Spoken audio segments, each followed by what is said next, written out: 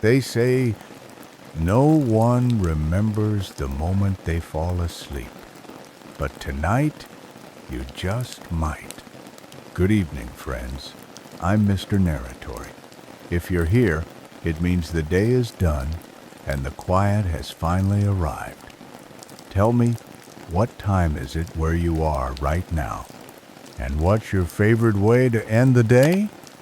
If these stories bring you peace, consider subscribing, liking, or sharing them with someone who needs a little calm.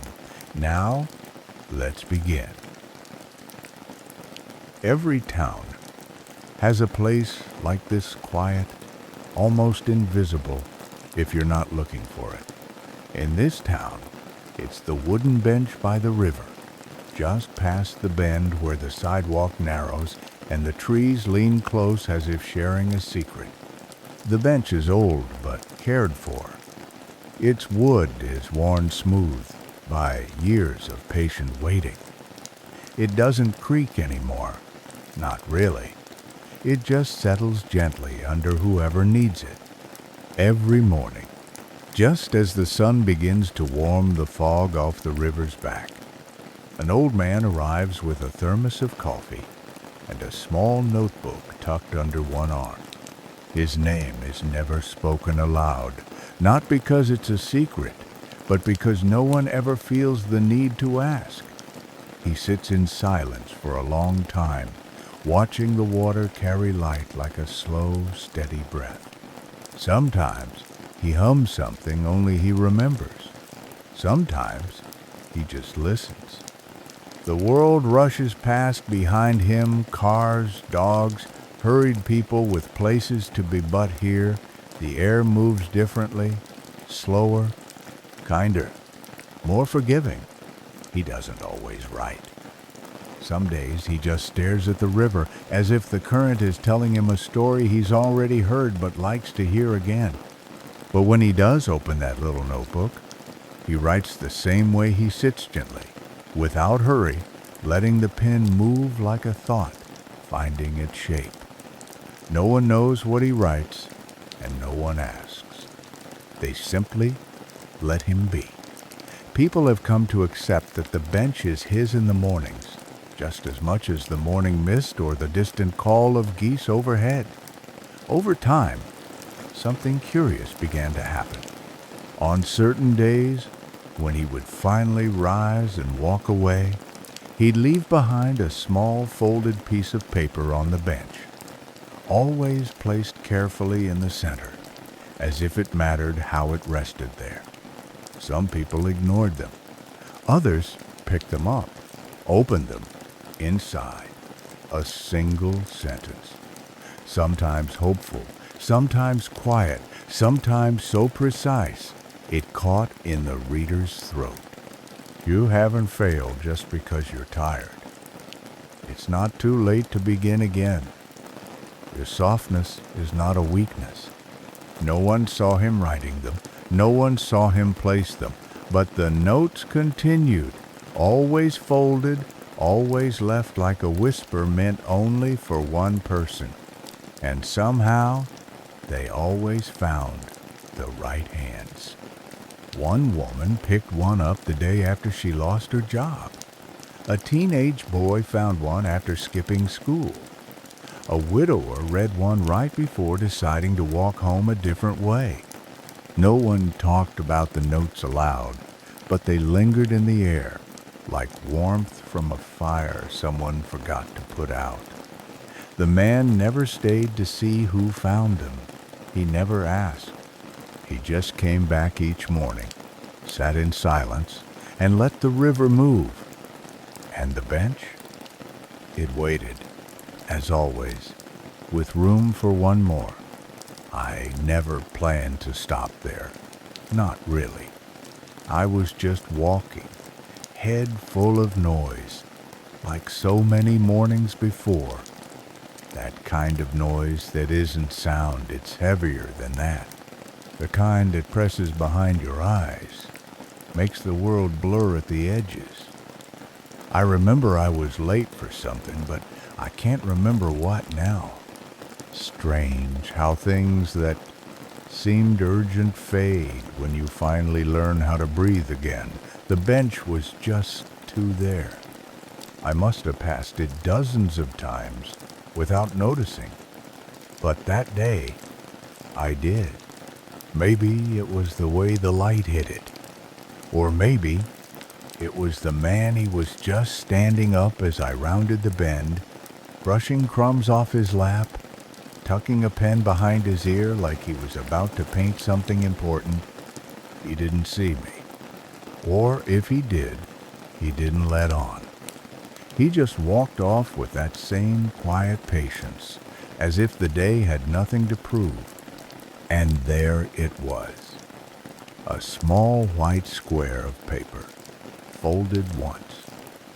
I almost didn't pick it up. It felt like trespassing, like opening someone else's memory. But something about the way it rested there neat, deliberate, made it feel like it was waiting, not just left behind, offered. I sat down, the wood beneath me still warm from where he'd been. The paper was soft, like it had been held a long time before it was let go. I unfolded it. There were only 6 words, written in steady handwriting. You don't have to carry everything. That's it. No name, no explanation, just that. And for some reason, it broke something open in Minot, like a wound, more like a window. I just sat there, holding that note like it might vanish, and for the first time in weeks I felt still. The noise in my head didn't disappear, but it softened, like it had been heard. And I remember this strange thought blooming quietly in my chest. Maybe I don't have to be made of stone to survive. I came back the next day. I told myself it was just for a walk, just coincidence. But I timed it differently, earlier, hoping. And there he was again. Same thermos, same notebook. I watched from a distance. He didn't write a note that day, just sat, sipping slowly, eyes on the water like it was telling him where to look next. I didn't speak to him, not then, just watched, quietly. Some part of me understood. This wasn't about meeting him. It was about meeting myself. There's a peace in watching someone exist without urgency. A lesson, maybe, or a reminder. That morning, I didn't need a new note. I just needed the bench, and the river, and a quiet. It's okay if you're still learning how to rest, I thought. It's okay to not know how to begin. And as if the world agreed, a breeze came off the river, slow and cool, brushing past my shoulders like a hand saying, "Still here, still with you." It became a rhythm before I realized I was following one. Some mornings I arrived before he did. Other times, I waited until he was already there, not too close, but close enough to feel the hush that surrounded him like a worn but comforting coat. He always sat the same way, hands gently folded over the notebook, legs crossed, gaze somewhere between the sky and the water. He didn't look around. He didn't seek company, but I think he knew I was there. And I think, somehow, that mattered. There's something sacred about sitting in silence with someone you don't know. No introductions, no stories exchanged, just breath and space, and the quiet agreement, we're both here. That's enough. Over time, he would sometimes glance in my direction, not quite meeting my eyes, but acknowledging me. A slow nod, the faintest smile, like the kind you give to someone who knows the same secret you do. I never nodded back right away. I waited, held the moment like it might disappear if I moved too fast. Then I returned it small, steady, like placing a stone gently in a river. He left notes less frequently now, or maybe others were taking them before I arrived. Either way, the magic of them remained, even when there was nothing to read. The absence itself felt intentional, as if he knew when someone needed silence more than words. And in that silence, I started to feel something shift. Not a sudden change, more like moss growing slowly on the stones inside me. A softening. I wasn't healed. I wasn't even sure from what, but I had begun to feel accompanied. I remember one particular morning when the air was unusually still and the river looked like brushed glass. He arrived before me that day, already seated, already sipping. I approached slowly, hesitantly, and this time I sat at the opposite end of the bench, not directly next to him. There was space between us, but no longer across the path, no hiding behind distance. I felt his eyes on me for a brief second, then back on the river. He didn't speak. Of course not. Neither did I. But there was something in that shared stillness that settled inside my chest like a quiet heartbeat. We watched the same patch of water roll by, and I remember thinking, maybe this is enough to witness, to be witnessed. I closed my eyes for a moment, just breathing, and felt the warmth of the morning sun on my face. Then, as gently as a thought, I heard him shift beside me, and in a voice that carried the weight of someone who only speaks when there's something true to say, he murmured, "Some things don't need to be spoken to be understood." That was all. He didn't look at me, didn't wait for a reply, just sipped his coffee and let the moment float away like a leaf on the water. And I sat there, heart oddly steady, hands still in my lap, thinking, he's right. Some part of me felt lighter, not because I had answers, but because I was no longer carrying the questions alone. The morning it rained, the sky didn't roar. It didn't threaten or cry out. It simply opened, a soft, steady drizzle, the kind that makes the world quieter without asking for permission. I hadn't planned to walk that day, most people wouldn't, but there was a weight behind my ribs I couldn't carry indoors. The walls of my apartment felt too tight, too loud in their stillness. So, I pulled on a jacket, left my phone behind, and walked. And when I turned the corner by the river, half expecting the bench to be empty, he was already there. He didn't bring an umbrella, just a light cap, damp at the edges. The thermos beside him steamed gently in the cool air, and his notebook rested on his lap, closed. He wasn't writing, just watching the river take the rain. I hesitated at the edge of the path, water collecting at the cuffs of my sleeves.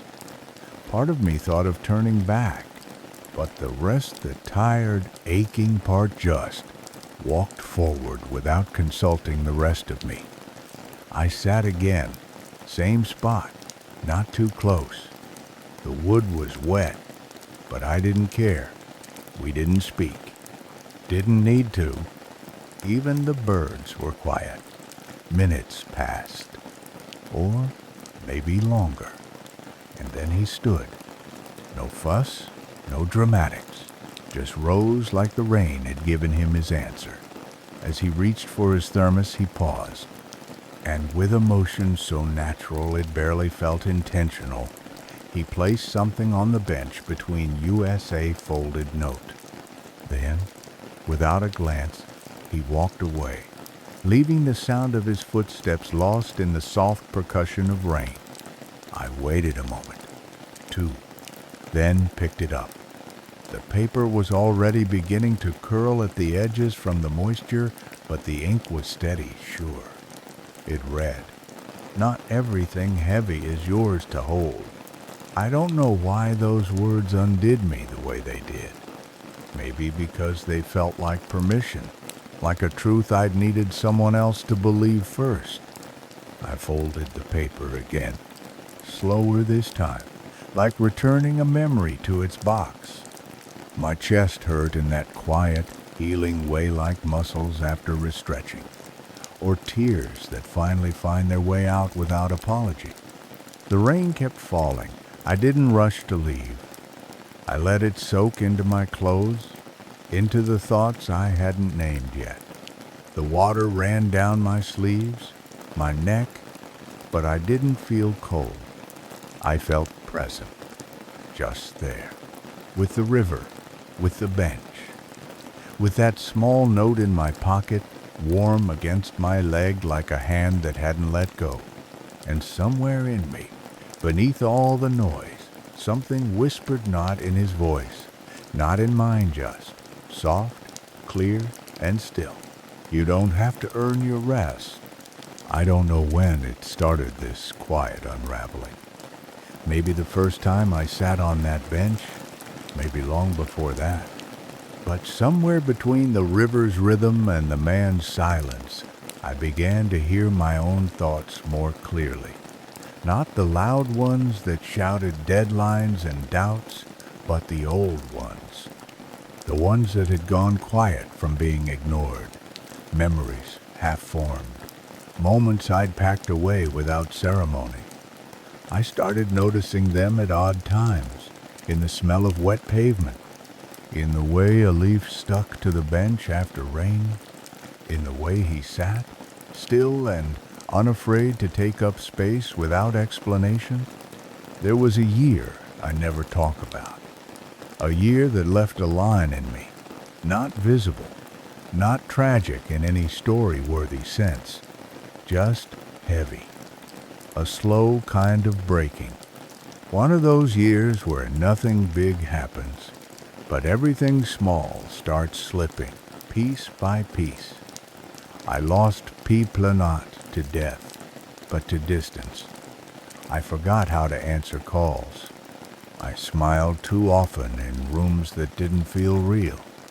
And I stopped writing, which for me was like choosing not to breathe, just more politely. I didn't mean to disappear, but I did. And somehow, sitting there, beside a man I hadn't spoken a full sentence to, I began to feel witnessed, not judged, not studied, just seen.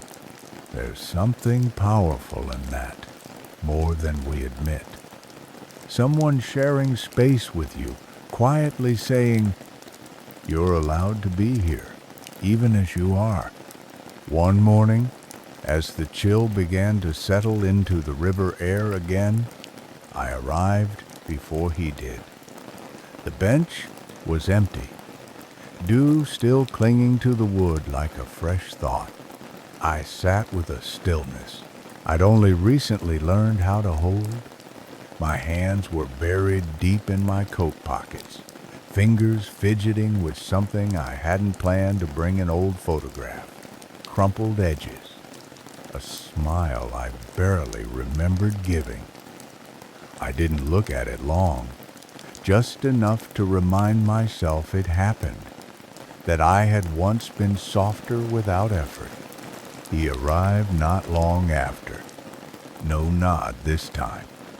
Just sat, adjusted his coat, and let out a slow breath, like he'd been holding it all morning. We sat for a while, the air full of small things unsaid. Then, out of nowhere, and without turning his head, he spoke. "It takes time to come back to yourself." The words landed gently, not like advice, not even like comfort, more like a statement of fact. Something already known just needed to be heard aloud. I didn't reply. I didn't need to. He knew that. That was the day I finally started writing again. Not much. A few lines, nothing profound, just something to mark the moment. Today, I sat in silence and it didn't scare me. I wrote it in my own small notebook, the one I used to carry everywhere before I forgot how to need it. And for the first time in a long while, I didn't feel like I was waiting for someone else to tell me who I was. I folded the page, tucked it away, and as we both sat, watching the river pull light across its back, I realized I wasn't just showing up to see him anymore. I was showing up to see me. It wasn't planned. Like most real things, it just happened because it needed to. The notebook I'd been carrying again, just a small one, soft cover, something I used to call home, had been filling slowly. Half thoughts, fragments, things I was too cautious to say aloud but not ready to forget. I hadn't written anything long, just pieces, seeds. But that morning, something settled. I woke up before the alarm, no headache, no tightness in my chest, just a quiet, like someone had dusted the air in my apartment. I made tea instead of coffee, wrote slowly instead of scrolling, and when I left the house, I tore out a page before I could talk myself out of it. The river was quiet again, moving like it knew the routine. The air had the feel of early winter, where the breath in your lungs turns visible, like proof that you're still here. He was already at the bench, as usual. Same coat, same thermos. The steam rose steadily from the cup in his hand. I nodded. This time, he nodded back and added something rarely a smile that felt like the sun appearing in a window you forgot existed. Not wide, just honest. We didn't talk. We never needed much of that. I sat, let the stillness stretch out between us like a blanket. My fingers stayed in my coat pocket, gently folded around the note I'd written. You're not behind. You're just on your way. I didn't write it for anyone specific, but I knew someone would need it. When he stood up to leave, I didn't follow. I waited, gave it a few long moments after the sound of his steps faded into the morning. Then, slowly, I reached into my pocket and placed the folded paper where he used to leave his own. Centered, quiet, no ceremony. It felt strange at first, like crossing some invisible threshold. But then something settled in me. Not pride, not fear, just a calm. Like passing on a warmth that was never meant to be kept. I didn't stay to watch if anyone found it. That wasn't the point. The river didn't ask for applause. The bench didn't need thanks. They just kept holding space, the way they always had. And I, for the first time, walked away without the weight I came with. That night, I dreamed of rain knot, the kind that drowns, but the kind that soaks into dry soil and makes everything green again. And somewhere in that green, I heard a voice not his, not mine, just a presence, saying, "You did good. You're part of it now." It was a Thursday, I think. Or maybe it just felt like a Thursday gray, in the way only certain days can be, like the sky had exhaled but forgotten how to inhale again. I arrived at the usual time, a little earlier actually. The air was damp, not from rain, but from a kind of quiet the clouds hadn't decided what to do with. I remember thinking how still the river was, almost as if it were waiting for something. But the bench was empty. At first, I thought maybe I'd just beat him to it. It happened once or twice before, but this felt different. The way the leaves shifted, the silence of the path, the absence wasn't just physical, it echoed. I sat anyway, same spot. I waited 20 minutes, then 30. Every passing second made the bench feel heavier beneath me. I scanned the path for any sign of his steady walk, the curve of his coat, the thermosteam rising ahead of him like a small, loyal cloud. Nothing. I didn't panic. It wasn't that kind of absence. It wasn't loud. Just quiet, like a skipped heartbeat, a pause between thoughts, a presence that was still there, somehow, even in not being there. I sat longer than usual, watching the river carry on like it always did. Indifferent, maybe, or just consistent. Some part of me kept expecting to see him round the corner, nod like nothing was different, but he didn't come. And in that stillness, I realized something I hadn't before. I wasn't waiting for him, not entirely.